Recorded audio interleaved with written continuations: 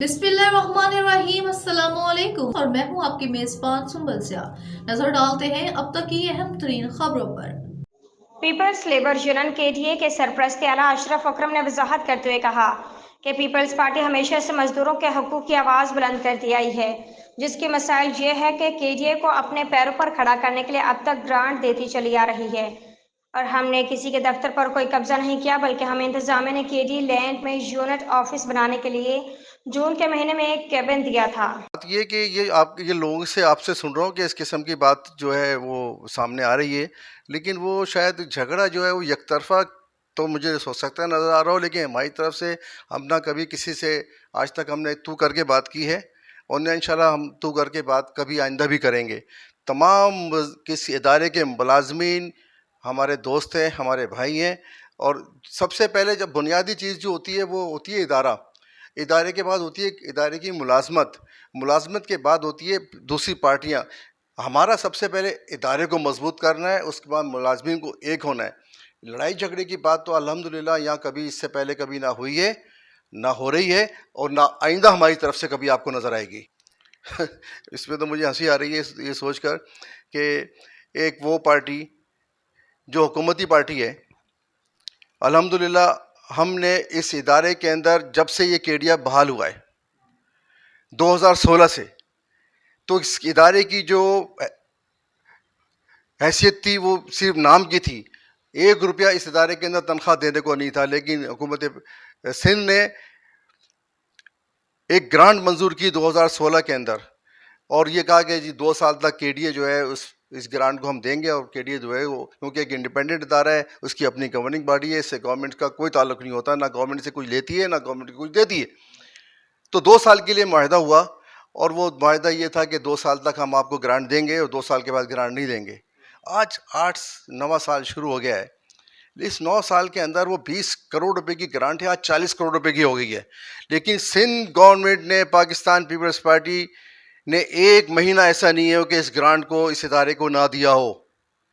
हर महीने ग्रांट वक्त के ऊपर यहाँ पर आती है, जबकि होना ये चाहिए था कि इस 8 सालों के अंदर हमें अपने पैरों पर खड़ा हो जाना चाहिए था।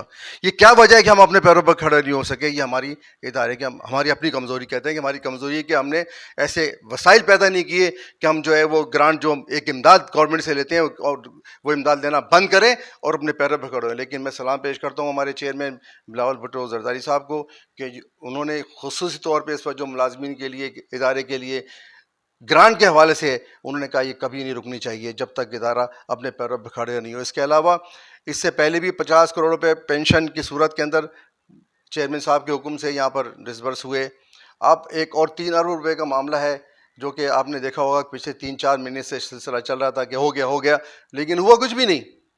अल्हम्दुलिल्लाह उसके ऊपर भी तवज्जो दी गई है मौजूदा गवर्नमेंट ने, सिंध गवर्नमेंट ने, और चेयरमैन साहब ने खुसूसी तौर पे हिदायत की है सीएम साहब को और मिनिस्टर साहब सईद गनी साहब को कि इस पर फौरी तौर पे एक्शन लें और उस पर जो ग्रांट 3 अरब रुपए की है वो केडी के अंदर में बाकायदा तौर के ऊपर हमारे एक यूनिट है हमारा लैंड डिपार्टमेंट का, उसको एक छोटा सा एक केबिन, वो ऑफिस नहीं है, अगर आप जाके देखें तो वो ऑफिस नहीं है, वो एक केबिन है जो कि हुकूमत, अगर आप हमें हुकूमत का कहते हैं, हमें पार्टी का कहते हैं, तो एक केबिन लेंगे क्या हम?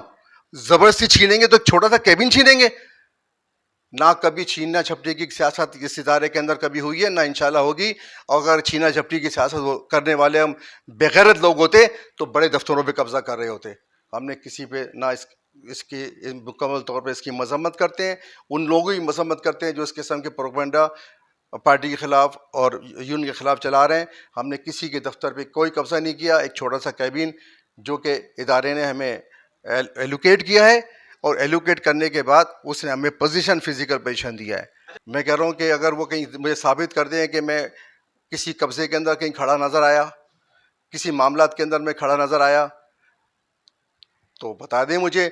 इससे तो किसी के खिलाफ नारेबाजी तो जिसके चाहे आप खिलाफ कर लें, हुकूमत की किसी भी लोग खड़े हो जाते हैं किसी भी चौराहे के ऊपर और किसी के खिलाफ भी नारेबाजी शुरू कर देते हैं। तो चाहिए सब ख़त्म कर देना चाहिए।